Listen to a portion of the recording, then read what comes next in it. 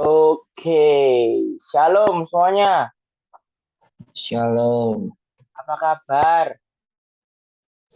baik, baik. Baik. Baik, shalom. Dan di sana juga baik-baik ya. Ya, baik. Haleluya. Gimana liburannya? Di sini tidak ada libur. Oh, di situ nggak libur? Iyalah, nggak ada tanggal merah di hari libur ya udah. Nggak ada tanggal merah di kalender nggak libur. Tapi ada tanggal merah di kalender. Apa? Kapan terakhir tanggal merah? Rasanya enggak deh. Nggak ada, bulan ini nggak ada. Enggak. Hmm. Terus kalau libur gitu biasanya hari apa kan? Sabtu Minggu. Satu minggu, minggu libur minggu. Minggu libur. Kecuali kalau ada part time lagi. Ya udah berangkat part time. Cayo, cayo. Oke. Di sini ada yang mau bersaksi gak? Selama kita liburan ini, yang di Indonesia maupun di Taiwan. Kalau di Taiwan katanya nggak ada libur. Betul, Den? Betul, sekolah doang sama kerja part Gimana? time. Tapi Gimana apa akhir-akhir sudah namanya? mulai.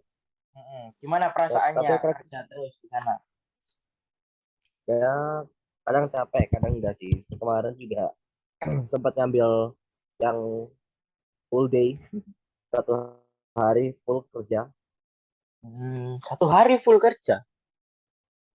Iya, ada itu part time-nya itu. Gak capek? Capek sih itu. Pertama Oh, kali lagi. gimana lagi ya? Kerja ya? Cari duit. Iya, Oke. Tapi ke gereja atau Ten? Tetap. ya tetap. Haleluya. Puji Tuhan. Saya ini dengar dari WW nih. WW. Waduh. WW Ya, lagi anu ya? Mau ujian ya? iya, Gimana W perasaannya W? Pusing atau enggak? pusing sih. Pusing. Berapa hari W? Seminggu, 2 minggu sih. Ya ampun. 2 minggu itu full. Nggak full, ya itu, paling 7 hari gitu. Itu 1 minggu. Heeh. Ya udah, kita langsung saja ya masuk ya, tanpa lama-lama ya, karena kan mungkin ada yang mau ujian juga, kita harus cepat. Oke, ini kita nunggu siapa lagi nih? Nunggu Lady toh? Nunggu Lady toh. Tidur mungkin lah. Oke, di sini saya sedikit membahas tentang ketaatan seorang orang utusan Tuhan, orang pilihan Tuhan. Kalau kita membahas ketaatan, sedikit saja kita membahas ketaatan sendiri pun, kadang kita orang Kristen yang sudah hidup di perjanjian baru pun, kadang kita masih sedikit belum taat sama Tuhan. Kita nggak mau mengikuti perintah yang apa Tuhan katakan untuk kita semua. Contohnya simpel saja, datang ke gereja, memuji dan menyembah namanya. Itu pun saja jarang kita lakukan. Maksudnya masih ujung banding gitu loh, masih banding-banding. Masih iya enggak ya, tapi hari ini aku ada sibuk. Aku hari ini sibuk, aku hari ini harus belajar. Aku hari ini harus kerja. Nggak ada waktu aku kalau ke gereja kan waktunya sia-sia. Nah, dan kita begitu. Nggak bisa bagi yang di mana Tuhan, yang di mana untuk Tuhan, yang di mana untuk hal duniawi. Ketika saya membaca Alkitab ini, wah, pernah dengar nggak kisahnya Abraham sama Ishak di tanah Moria? Waktu itu Ishak lagi mau disembelih. Pernah dengar? Yang sekolah minggu. Enten, pernah dengar kisah ini yang Ishak mau disembelih itu? Yang mana putus-putus tadi? Yang Ishak disembelih di tanah Moria. Oh, kayaknya iya tahu tahu tahu. Pernah. Nah, dengar ya. Kita kan berapa taatnya si Abraham sama Tuhan. Ini sampai Abraham itu rela anaknya untuk dipersembahkan pada Tuhan. Waduh. Kalau ibu-ibu atau orang tua zaman sekarang ya, misalnya Tenten nih. Papamu kan pastor, pendeta. Sudah pasti taat dan setia sama Tuhan. Nah, kalau Tuhan nyuruh papamu kamu disembelih, tapi kamu nggak tahu kamu disembelih, perasaanmu gimana, Teh? Takut sih. Oh, nggak takut. Nah, di sini nih Abraham nggak ngasih tahu Ishak kalau Ishak itu mau disembelih. Ya, Ishak pikir kalau Ishak itu diajak papanya untuk ke tanah Moria untuk memberikan persembahan kepada Tuhan. Tapi Ishak nggak tahu kalau si Ishak ini persembahannya. Abraham, waktu itu Ishak tanya begini. Di ayat, kita buka ya, di Kejadian 22. Kita buka semuanya. Di ayat yang di ayat yang ke-7. Sudah dibuka sama-sama? Oke, mari kita baca. Ya. Sudah. 1, 2, 3. Lalu berkatalah Ishak kepada Abraham ayahnya, Bapak, sahut Abraham, ya anakku. Bertanyalah ia, di sini sudah ada api dan kayu, tapi di manakah anak domba untuk korban bakaran itu? Lalu jawab Abraham, sahut Abraham, Allah yang akan menyediakan anak domba untuk korban bakaran baginya anakku. Demikianlah keduanya berjalan bersama-sama. Dan di sini Abraham nggak ngomong kalau si Ishak ini yang akan dipersembahkan kepada Tuhan. Ya ini Ishak mikir, Ishaknya mikir, oh ya paling sudah ada siap di sana apa dombanya. Ishak nggak tahu kalau si DE ini yang mau dibeleh. Dan ini bukan perintah dari nabi-nabi, mereka langsung perintah dari Tuhan. Yaitu di ayat yang pertama sampai yang kedua. Setelah semuanya itu Allah mencoba Abraham. Ia berfirman kepadanya, Abraham. Lalu sahutnya, ya Tuhan, firman-Nya, ambillah anakmu yang tunggal itu yang engkau kasihi, yakni Ishak. Pergilah ke tanah Moria dan persembahkanlah dia di sana sebagai korban bakaran dan salah satu gunung yang akan kukatakan kepadamu. Nah, Tuhan ini lagi menguji Abraham. Seberapa taatnya sih Abraham ini sama aku, sama Tuhan. Seberapa setianya Abraham ini. Waktu itu Ishak ini adalah anak laki satu-satunya dari Sarah. Ishak ini, bayangkan, anak laki satu-satunya tunggal disembelih. Dan hebatnya Abraham nggak bantah. Ya, kenapa ya Tuhan? Kok si anakku? Kok anakku yang disembelih? Kan ada domba jantan, ada yang lainnya. Abraham nggak ngomong kayak gitu. Ya mungkin perasaan Abraham saat itu mungkin, ya kok anakku sih? Karena aku punya anakku ini satu-satunya. Itu di kita nggak ditulis. Ya mungkin Abraham, ya itu mungkin Abraham ya. Nah, saat semuanya sudah siap, pada pagi hari bangunlah Abraham yang memasang pelana keledainya dan memanggil dua orang bujangnya beserta Ishak anaknya. Ia membelah juga kayu untuk korban bakaran itu. Lalu berangkatlah ia dan pergi ke tempat yang dikatakan Allah kepadanya. Berangkat nih Abraham. Sudah siap semua kayu bakaran, semuanya sudah siap, sudah siap. Keledai sudah siap. Berangkat mereka pergi ke tanah Moria. Waktu itu ya mungkin suasana hati Abraham ini sedih melihat Ishak ini anaknya sendiri akan disembelih di hadapannya. Mungkin kalau kita punya anak nanti ke depannya, misalnya Tuhan nyuruh, ya, tapi nggak mungkin ya karena sekarang kan udah nggak ada kayak itu mempersembahkan korban bakaran. Tapi kita bisa bayangkan aja perasaan Abraham saat itu. Yang namanya sedih, tangis itu campur aduk di hati, tapi Abraham berusaha untuk menahan semua tangisannya itu. Dan ia mempersembahkan si Ishak ini kepada Tuhan. Lalu sampailah mereka di tanah Moria itu. Sampailah Abraham di tempat yang sudah dipilih oleh Tuhan. Pasanglah mereka bahan dan benda-bendanya yang sudah disiapkan dari rumahnya Abraham itu sudah disiapkan di sana. Disiapkannya lah. Ayat yang ke-9. Sampailah mereka ke tempat yang dikatakan Allah kepadanya. Lalu Abraham mendirikan mezbah di situ, disusunnyalah kayu, diikatnya Ishak. Jadi bayangkan Ishak diikat di situ, di atas mezbah, tapi Ishak masih belum tahu ya kalau dia itu mau dipersembahkan kepada Tuhan. Jadi istilahnya kita udah ditaruh di atas tungku mezbah api gitu.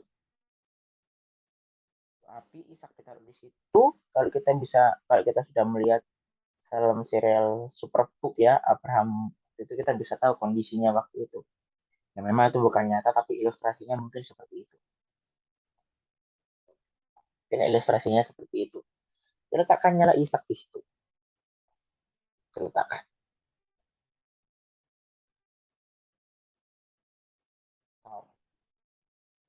Sudah mau disembelih. Berarti kalau di sini, kalau di serial ya, matanya Ishak itu ditutup, berarti Ishak nggak tahu kalau dia mau disembelih. Abraham ambil pisau. Nggak ada pisau, ini aja lah pisaunya. Abraham tidur gini. Dan sudah bersiap untuk menyembelih anaknya. Bayangkan zaman dulu nggak ada yang namanya bius. Yang namanya disembelih, anaknya pasti teriak-teriak. Dan itu Abraham pasti dengar misalnya Tuhan nggak stop itu. Anaknya udah, waduh, bisa. Mungkin itu bisa menjadi sejarah kelam dalam perjanjian lama. Kalau itu benar-benar terjadi. Ya, kita bisa tahu kondisi hati Abraham saat itu. Mungkin saat ia mau menyembelih, Abraham udah, Tuhan, ini yang kau mau. Aku bersiap mempersembahkan. Waktu Abraham mau mulai menyembelih Ishak, di ayat yang ke-11, tetapi berserulah malaikat Tuhan dari langit kepadanya. Abraham, Abraham. Sahutnya, ya Tuhan. Lalu ia berfirman, jangan bunuh anak itu, dan jangan kau apa-apakan dia, sebab telah ku ketahui sekarang bahwa engkau takut akan Allah, dan engkau tidak segan-segan untuk menyerahkan anakmu yang tunggal kepadaku. Tuhan itu ternyata ingin menguji Abraham. Seberapa setianya Abraham sama Tuhan. Takut apakah Abraham sama Tuhan? Apakah Abraham ini takut akan Tuhan? Apakah Abraham ini adalah ciri-ciri orang yang setia? Satu-satunya orang tua yang mau mempersembahkan anaknya.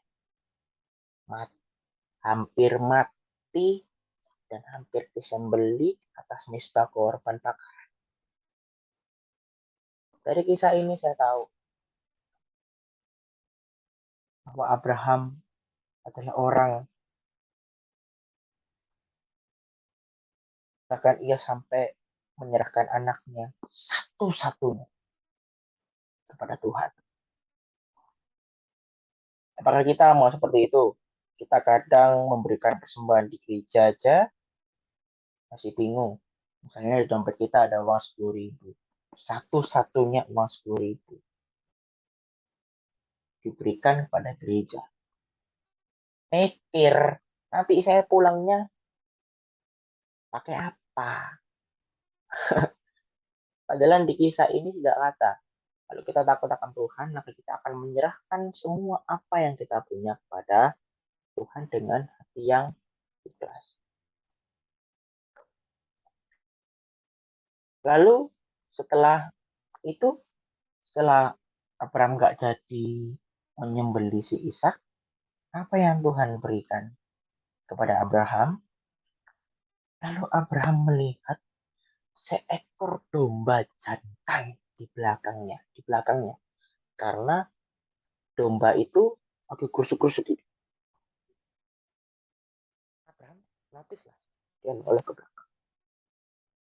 Ada domba jantan di situ ya lagi. Nabrak-nabrak. Tanpa pikir panjang, Abraham langsung ambil domba jantan itu dan dipersembahkannya kepada Tuhan sebagai pengganti Ishak. Sebagai pengganti Ishak. Dan Abraham menamai tempat itu sebagai tempat Tuhan menyediakan. Makanya sampai sekarang dikatakan orang di atas gunung Tuhan akan disediakan. Setelah Abraham kepercayaannya diuji, maka ia sudah terbukti ia takut akan Tuhan. Maka malaikat Tuhan berfirman dari langit kepada Abraham, katanya, aku bersumpah demi diriku sendiri, demikianlah firman Tuhan. Karena engkau telah berbuat demikian dan engkau tidak segan-segan untuk menyerahkan anakmu yang tunggal kepadaku, maka aku akan memberkati engkau berlimpah-limpah dan membuat keturunanmu sangat banyak, seperti bintang di langit dan seperti pasir di tepi laut, dan keturunanmu itu akan menduduki kota-kota musuhnya.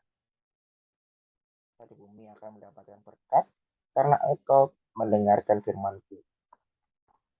Tuhan akan memberkati kita berlipat-lipat kali ganda jika kita takut akan Tuhan. Akan Tuhan itu simpel. Dan mengikuti semua perintahnya itu very simple. Ini kan kisah di perjanjian lama. Menuruti apa yang segala perintahnya melalui korban bakaran. Kan kita hidupnya di perjanjian baru. Yaitu kalau kita mau nurut akan Tuhan, berarti kita mau bertobat dan menyerahkan seluruh diri kita kepada Tuhan. Khususnya membuka hati kita untuk Tuhan. Berapa banyak orang yang sudah buka hati untuk Tuhan? Di sini. Bisa raise hand aja, nggak usah on mic. Berapa banyak orang yang sudah buka hati buat Tuhan? Bisa raise hand. Ayo. Apakah kalian sudah buka hati buat Tuhan? Oke, Tenten raise hand. Ada lagi?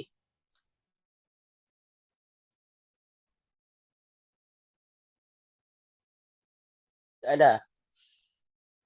Ya, semoga yang nggak raise hand ini segera buka hati buat Tuhan. Oke, WW. Oke, WW raise hand. Puji Tuhan. Kepada teman-teman yang ada di sini, ayo buka hati buat Tuhan. Supaya Tuhan itu bisa masuk ke dalam hati kita, menjamah hati kita, mau tinggal dalam hati kita.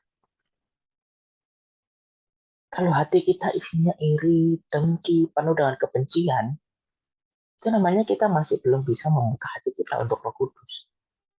Itu namanya kita nggak mau buka hati kita untuk Roh Kudus bisa masuk dalam hati kita. Hati kita masih dikunci. Kuncinya dan gemboknya itu ada apa? Rasa iri hati, rasa dengki. Dua ini adalah perilaku jahat yang nggak harus dilakukan. Haleluya. Siapa yang di sini mau bertobat dan mengikuti perintah Tuhan, bisa bilang, saya, atau raise hand. Siapa yang mau bertobat di sini? Meninggalkan keinginan-keinginan yang lama. Haleluya. 1, 2, 3, 4. Puji Tuhan. Bertobat gak hanya dengan raise hand ini saja. Tetapi bertobat itu harus spontanitas. Berkomitmen sama Tuhan. Percaya dan yakin bahwa kuasa Tuhan akan turun dalam kita semua.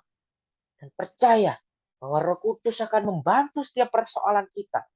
Bahkan Roh Kudus itu mau menjamah dan membukakan hati saudara.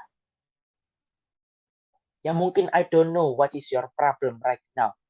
Aku nggak tahu apa yang terjadi pada problem kamu, pada permasalahan kamu yang ada di rumah maupun di sekolah, permasalahan keluarga. Saya nggak tahu itu. Tapi jika kita takut akan Tuhan dan membuka hati kita untuk Tuhan, semuanya akan indah pada. Kalau kita nggak takut sama Tuhan, kalau kita nggak membuka hati kita sama Tuhan, ketika kita terkena masalah sekecil apapun, ujungnya pasti bunuh diri, Kalau nggak bunuh diri ya self harm. Kalian tahu self harm itu apa? Itu melukai diri sendiri. Itu namanya self harm. Self harm. Biasanya orang yang nggak kuat sama masalahnya, tahu masalahnya ini sudah terubun-ubun di kepala, itu ujungnya kalau nggak bunuh diri, ya self harm. Inilah yang kenapa remaja Kristiani sekarang mulai nggak percaya sama Tuhan, karena mereka hanya mencoba satu kali.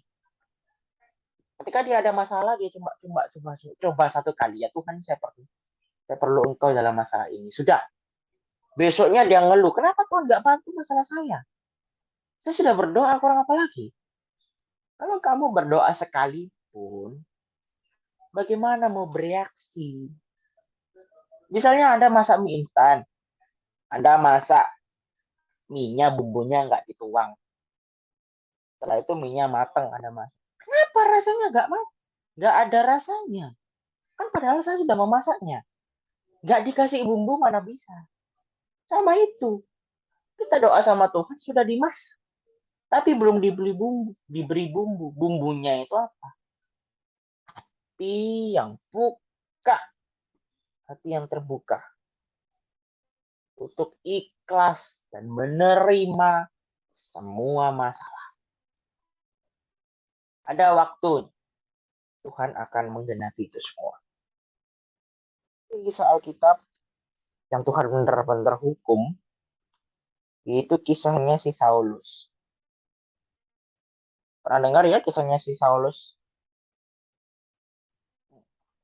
Kisahnya Saulus ini, Tuhan hukum si Saulus. Karena memang mungkin nggak keterlaluan. Si Saulus ini dulunya adalah anggota dari Sanhedrin, Mahkamah Agama Romawi pada saat itu.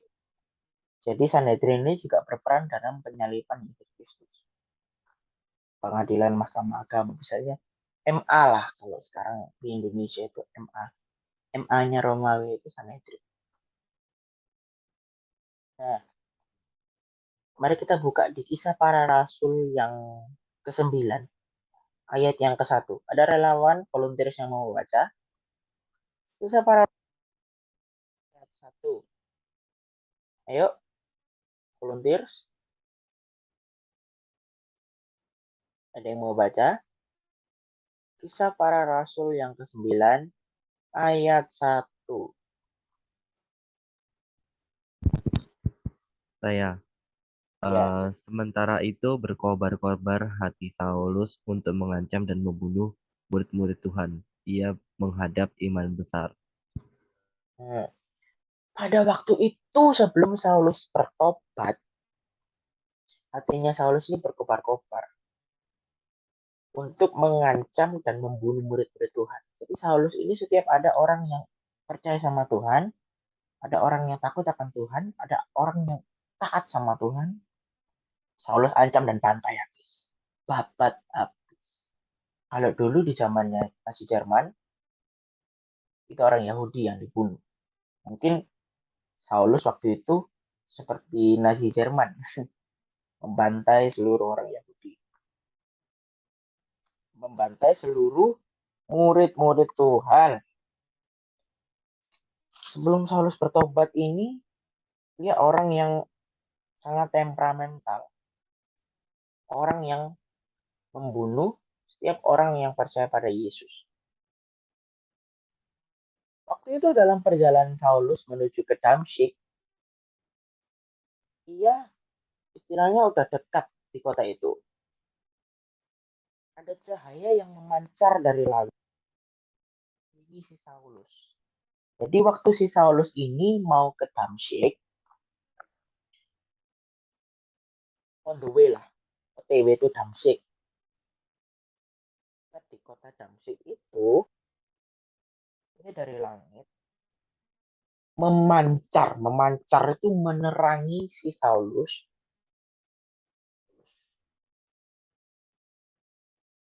Saulus lihat ke atas, ada cahaya yang lancar dari langit dan mengelilingi si Saulus.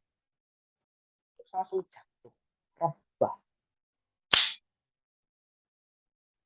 Bisa dibaca di ayat yang ketiga sampai kelima. Tapi gak usah dibuka. Ya saya aja yang baca. Kalau mau buka juga gak apa-apa. Saulus langsung rebah, jatuh ke tanah. Dan ada suara dari langit yang berkata kepada Saulus, Saulus, mengapakah engkau menganiaya aku? Kira-kira ini siapa yang ngomong? Ini yang ngomong siapa? Ada yang tahu ini yang ngomong siapa? Saulus, mengapakah engkau menganiaya aku? Ada yang tahu yang ngomong? Tuhan. Betul. Yang ngomong adalah Yesus. Lalu jawablah Saulus lah. Ngomong-ngomongan. Tuhan. Saulus ngomong kayak gitu. Kawan itu siapa? Tuhan tah. Katanya yang suara tadi. Yaitu Yesus. Akulah Yesus yang kau aniaya itu.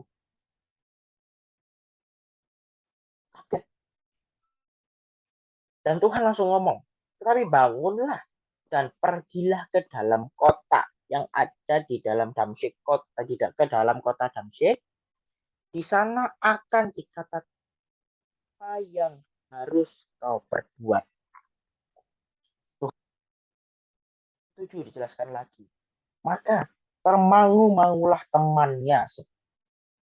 Mereka memang mendengar suara itu, tetapi tidak melihat seorang juga pun. Berarti teman-teman si Saulus ini juga dengar suara itu. Tapi mereka nggak lihat siapa yang ada di sana. Ya mungkin waktu ini Yesus sudah naik ke surga. Waktu di kisah para rasul ini. Lalu Saulus ini bangun dan berdiri. Saulus ini istilahnya bangun lah. Dari setelah ia rebah, ia bangun, berdiri dan membuka mata. Wah, Saulus membuka mata. Ya tapi nggak kayak gini buka matanya. Saulus membuka matanya, tetapi ia tidak dapat melihat apa-apa. Buta berarti. Berarti waktu itu Saulus buta. Butanya selama apa? Nah, di sini dikatakan Saulus buta selama 3 hari. 3 hari lamanya ia tidak dapat melihat. Tapi si Saulus ini harus ke Damsyik. Kalau nggak bisa lihat gimana? Lobrok lah. Ada kali ada jurang nyosok itu si Saulus. Orang nggak bisa lihat. Jadi yang nonton siapa? Teman-temannya. Ya, yang ke-8. Lalu membuka matanya, tetapi ia tidak dapat melihat apa-apa. Mereka bayangkan 3 hari buta. Dan di sini nggak hanya buta. Saulus 3 hari nggak makan, nggak minum. 9. 3 hari lamanya ia tidak dapat melihat. Dan 3 hari lamanya ia tidak makan dan minum. Tuh, ini namanya hukuman dari Tuhan. 3 hari ia tidak dapat melihat. Dan 3 hari dia tidak makan. Kalau mungkin anak-anak sekarang 3 hari nggak makan udah asam lambung gitu. Bayangkan. Kita 1 hari nggak makan aja perut udah kecek. Bayangkan si Saulus ini 3 hari nggak makan nggak minum. Mungkin mahnya kambuh itu. Tapi zaman dulu apa ada mah ya? Nggak tahu saya. Mungkin ada lah. 3 hari tidak makan tidak minum. Tuhan katakan seperti itu. Dari dalam Damsyik ini ada seorang murid Tuhan yang bernama Ananias. Firman Tuhan kepadanya dalam suatu penglihatan Ananias. Dalam penglihatan. Jadi dalam suatu penglihatan si Ananias dipanggil. Ya, ini aku Tuhan. Firman Tuhan, mari pergilah ke jalan yang bernama Jalan Lurus, dan carilah rumah Yudas, seorang dari Tarsus yang bernama Saulus. Ia sekarang berdoa, dan dalam suatu penglihatan ia melihat bahwa seorang yang bernama Ananias masuk ke dalam dan menumpangkan tangannya ke atas, dia dapat melihat lagi. Jawab Ananias, Tuhan, dari banyak orang yang telah kudengar tentang orang itu, betapa banyaknya kejahatan yang dilakukannya terhadap orang-orang kudusmu di Yerusalem. Dan ia datang kemari dengan kuasa penuh dari imam-imam kepala untuk menangkap semua orang yang memanggil namamu. Tetapi firman Tuhan kepadanya, pergilah, sebab orang ini adalah alat pilihan bagiku untuk memberitakan namaku kepada bangsa-bangsa lain serta raja-raja dan orang-orang Israel. Jadi di dalam Damsyik itu ada murid Tuhan namanya Ananias. Ananias ditunjuk oleh Tuhan untuk menumpang tangannya kepada kepada Saulus supaya ia dapat melihat lagi. Meresearch si Saulus ini. Dan Ananias tahu kalau Saulus ini adalah orang yang sangat jahat banget pada waktu itu. Ia bahkan membantai orang-orang kudus yang ada di Yerusalem. Jadi tahulah ya betapa jahatnya si Saulus waktu itu. Tetapi Tuhan berfirman, pergi ya, pilihan dari bangsaku. Pilihan bagiku untuk memberitakan namaku kepada bangsa-bangsa lain. Jadi istilahnya memberitakan Injil ke seluruh dunia. Jadi Tuhan pilih Saulus ini untuk memberitakan namanya ke seluruh dunia. Dan di sini sudah paham ya. Di ayatnya ke-16, aku sendiri akan menunjukkan kepadanya betapa banyak penderitaan yang harus ia tanggung oleh karena namaku. Ini sudah ada seperti ini loh. Dan di sini di zaman perjanjian, di zaman sekarang pun mulai yang harus kita tanggung penderitaan-penderitaan karena kita harus menanggung nama. Sebetulnya banyak. Gereja-gereja pun mulai dilumpuhkan, dibakar, dibom, nggak boleh ibadah. Mereka harus menanggung penderitaan karena mereka Yesus. Contohnya di Cirebon kemarin banyak Ramadan. Di zaman dulu ini tidak ada. Ayat 17. Lalu pergilah Ananias ke situ dan masuk ke rumah itu. Yang menumpangkan tangannya ke atas Saulus. Katanya, Saulus, saudaraku, Tuhan Yesus yang telah menampakkan diri kepadamu di jalan yang engkau lalui, telah menyuruh aku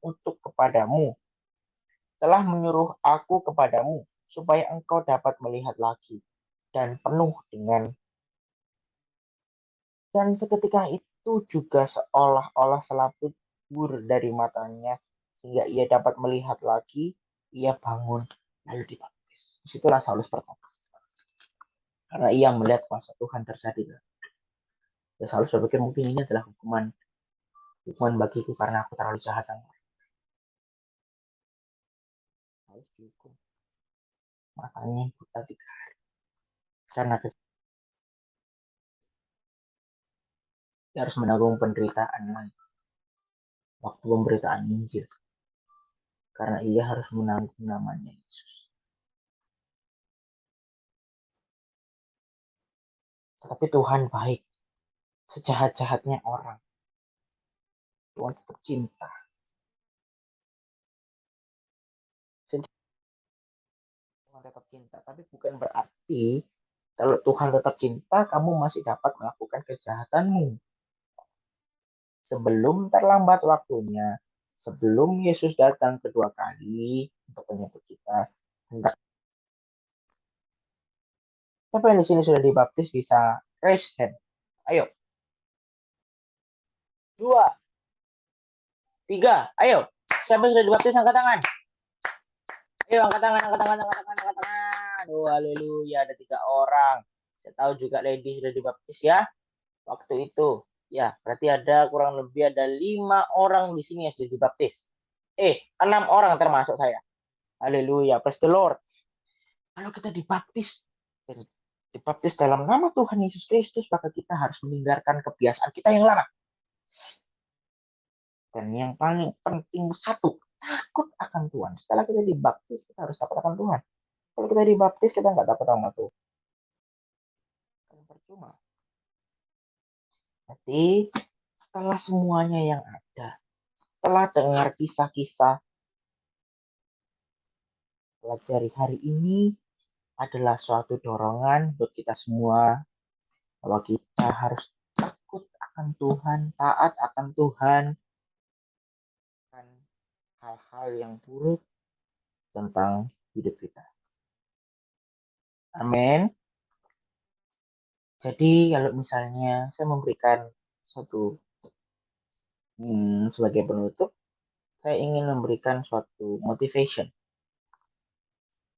untuk kita semua. Masalah yang kita hadapi sekarang, masalah, problem yang kita hadapi sekarang, itu nggak sebesar masalah kita ketika Yesus harus disalib di atas kayu salib. Yang kiri kakinya rela dipaku. Yang harusnya itu adalah hukuman yang paling najis pada zaman itu. Hukuman yang paling memalukan. Tapi Yesus rela malu di atas kayu salib. Ya rela semuanya. Udah nggak apa-apa dah. Demi anakku bebas dari dosa. Aku mau. Pengorbanannya sungguh indah kan dunia ini. Tapi kita hari ini nggak sadar. Kita hari ini nggak sadar. Dan kita hari ini nggak merasa bersyukur bahwa Tuhan udah disalib loh. Sebenarnya kita makin sayang samanya. Makin sayang, makin taat. Kita sekarang nggak ada rasa bersyukurnya sama sekali. Ke gereja aja ujung banding. Ikut ibadah aja ujung banding. Gadget saya lebih bagus daripada ibadah. Jalan-jalan ke mall lebih bagus daripada. Kamu ngomong kayak gitu, Tuhan udah sedih. Mau tahu nggak? Mungkin di surga Tuhan bilang, anakku kapan kamu mau ketemu sama aku? Yang Tuhan inginkan itu simpel, teman-teman. Yang Tuhan inginkan sama kita itu simpel. Tuhan nggak minta sampai, oke lah, putus-putus. Sebentar.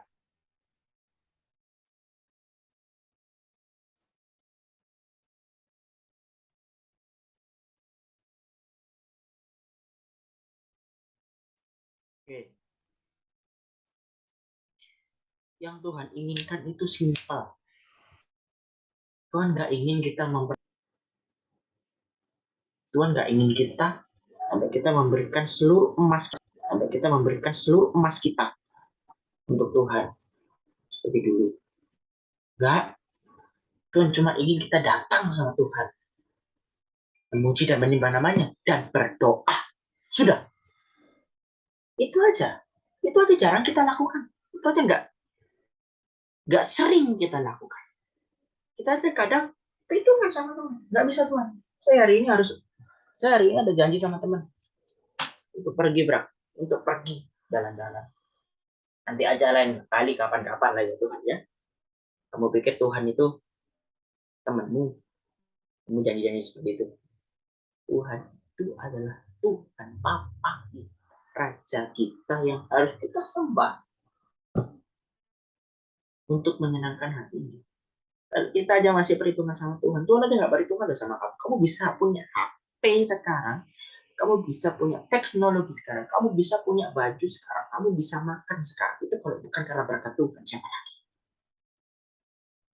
Tapi kita masih perhitungan sama Tuhan. Tuhan aja nggak perhitungan loh sama kita. Tuhan masih memberikan kita nafas hidup. Tuhan masih memberikan kita perut yang lapar. lapar dan akhirnya kenyang karena berkat-Nya atas keluarga kita. Tuhan masih memberikan kita umur yang panjang. Tetapi kita masih perhitungan sama Tuhan. Kadang 1 minggu aja nggak pernah ke gereja. Kadang 1 bulan aja 2 kali ke gereja. Kadang 1 bulan aja 3 kali berdoa. Bagaimana kita bisa dekat sama Tuhan kalau kita perhitungan? Di sini saya bukan marah. Tapi saya ingin mengingatkan. Karena kita harus menyempatkan sedikit waktu kita untuk Tuhan. Bukan berarti sepanjang 1 minggu ya saya tak buat Tuhan aja, ya Tuhan makin sayang. Lalu aktivitas kita ditinggal. Nggak gitu. Hendaklah kita juga memakai hikmat segala sesuatunya itu harus dipakai. Bagaimana kita membagi waktu antara kita dengan Tuhan, antara Tuhan dengan kita. Suatu hubungan komunikasi dengan Tuhan itu harus dilatih dan diajarkan mulai dini. Sehingga hubungan kita sama Tuhan itu makin dekat. Saya dekat sama Tuhan. Bukan saya ngomong saya dekat sama Tuhan. Saya mulai mengenal Tuhan itu baru-baru ini.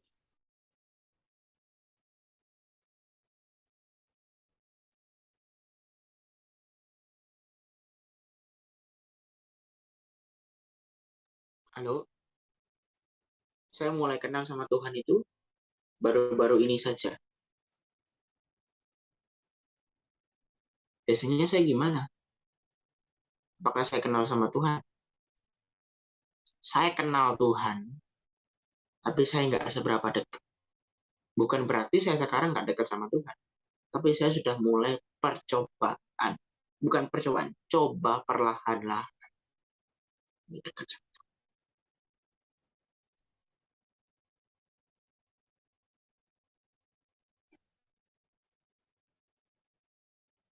Ya, oleh karena itu teman-teman sekalian, oleh karena itu ya, teman-teman sekalian,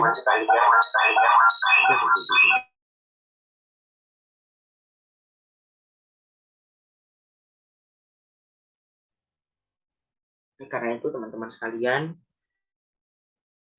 bagi waktu yang mana untuk duniawi, yang mana untuk Tuhan. Meskipun ya di dalam ada di sini mulai sedikit anaknya, tapi Tuhan nggak melihat berapa banyaknya orang yang di dalam sini. Yang ada di dalam sini Tuhan nggak lihat berapa banyaknya orang yang di dalam sini. Tuhan melihat hati teman-teman sekalian yang benar-benar serius mau ibadah sama Tuhan. Percuma kalau teman-teman datang ke Zoom ini hanya numpang absen. Percuma. Karena Tuhan pasti lihat hati orang-orang yang benar-benar serius. Kalau numpang absen di sini percuma. Wah, aku tak datang aja biar nanti nggak ditanya-tanya ya sama Bibi sama Abah. Itu percuma sama aja. Mending kalian mengundurkan diri. Kalau hanya untuk absen. Hanya karena takut sama orang-orang yang ada di dalamnya. Nggak. Datang ke tempat ini siapkan hati. Dan benar-benar mau dengar firman Tuhan. Jangan hanya numpang absen. Sama saja kita mempermainkan Tuhan. Kita ikut ibadah aja. Setelah di ibadah kita malah HP dipancer, satunya buat main game. Atau kamera mati, satunya buat main game. Saya sering dulu mendapati hal-hal seperti itu. Waktu kita masih ya Zoom juga. Cuma waktu itu saya anggotanya banyak juga. Dan saya seringkali memergoki mereka sedang bermain Mobile Legends. Itu saya sudah biarkan aja. Biar Tuhan yang bekerja. Ya, ingatkan lagi teman-teman yang ada di sini harus cinta sama Tuhan. Jangan lihat Tuhan hanya sebagai tempat pelampiasan saja. Setelah kita putus cinta, baru kita datang sama Tuhan. Setelah kita kehilangan semuanya, after we lost everything, baru kita mau datang sama Tuhan. Setelah kita sudah nggak punya apa-apa, setelah kita sudah kehilangan semuanya, baru kita datang sama Tuhan. Itu sama saja kita mempermainkan hati. Sekecil apapun masalah, hendaknya kita sebagai anaknya untuk datang ke Tuhan. Tuhan di sini sudah ada audiens kita sudah genap 5, sudah bukan genap ya, sudah berumur 5 tahun. Di organisasi yang kita duduki sekarang ini udah 5 tahun lamanya kita mengadakan ibadah seperti ini. Saya teringat dulu waktu saya berusaha mendirikan ini bersama teman-teman, bukan hal yang gampang. Sehingga banyak sekali masalah yang kita hadapi dulu, mulai dari pengurusan pengurusan ibadah kita supaya bisa diadakan, mulai dari itu ini, waduh, ribet sekali. Dan puji Tuhan ketika gereja mulai mendukung semua aktivitas kita, ya pada hari ini tepatnya kita sudah berusia 5 tahun. Hari ini tanggal 5 Mei. 5 Mei ya, bener ya? 6 Mei. Nah, 6 Mei 2023. 6 Mei. Sudah 5 tahun. Terima kasih kepada teman-teman. Saya ingat waktu itu ada yang berpartisipasi itu ada BW, Tenten, Nino, Lady, dan saya yang berusaha untuk organisasi ini segera bangun dari keterpurukan karena COVID waktu itu ya yang menghambat kita untuk beribadah. Sehingga kita bingung ini, waduh ini gimana nih ngediriinnya lagi. Tapi setelah kita coba lagi perlahan-lahan, akhirnya gereja mulai diadakan, mulai kita dipandang di gereja.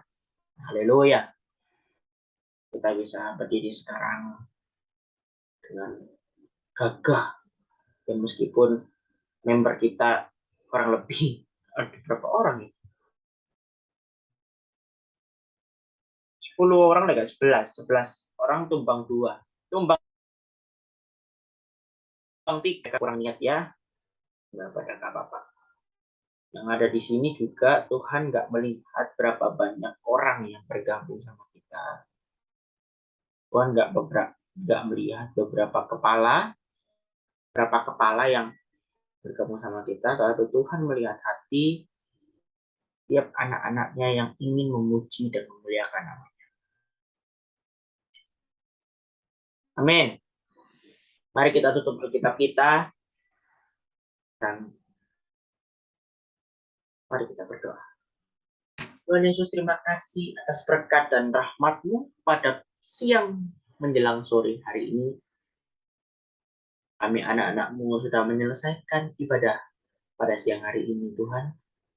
Ya Tuhan, terima kasih atas berkat dan rahmat-Mu yang Kau telah curahkan pada kami semua dan kami dapat berkumpul di Zoom ini dengan hati yang penuh sukacita. Dan kiranya sebentar lagi kita akan melaksanakan aktivitas lainnya. Tuhan pun berkati. Terima kasih dalam nama Yesus, haleluya. Amin. Dan saya minta teman-teman sekalian yang ada di sini bisa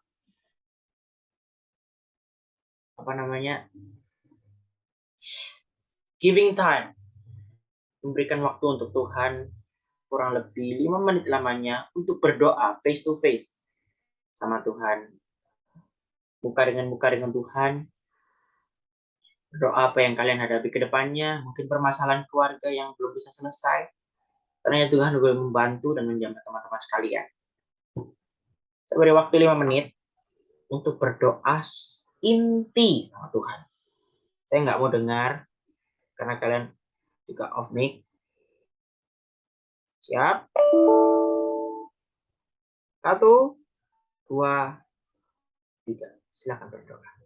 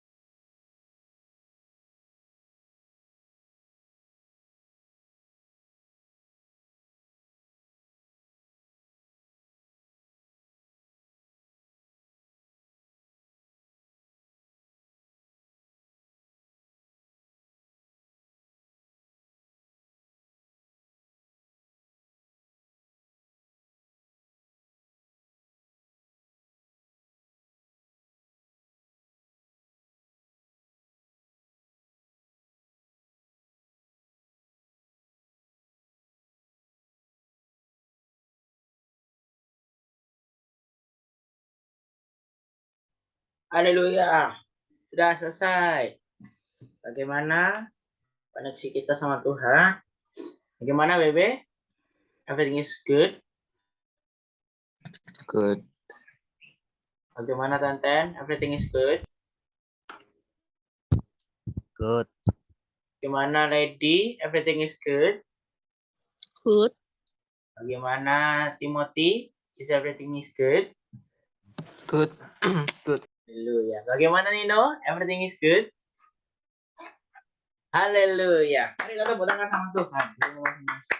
Sebelum kita menutup ibadah, biasanya kan kita nggak ada lagu pada hari ini. Ayo kita nyanyi yuk. Hari ini, hari yang telah dijadikan Tuhan. Mari kita bersuka. Sekali lagi. Hari ini, hari yang telah dijadikan Tuhan. Mari kita bersuka di dalam Tuhan. Bersuka. di dalam Tuhan. Bersuka dalam Tuhan, mari bersuka. Bersukacitalah,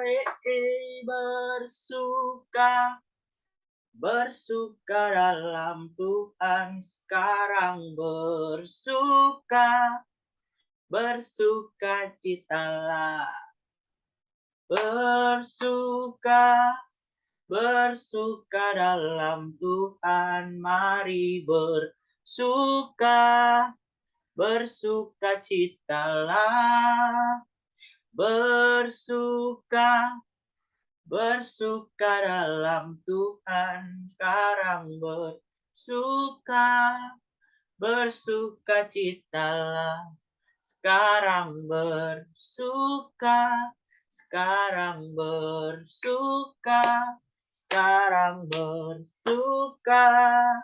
bersukacitalah.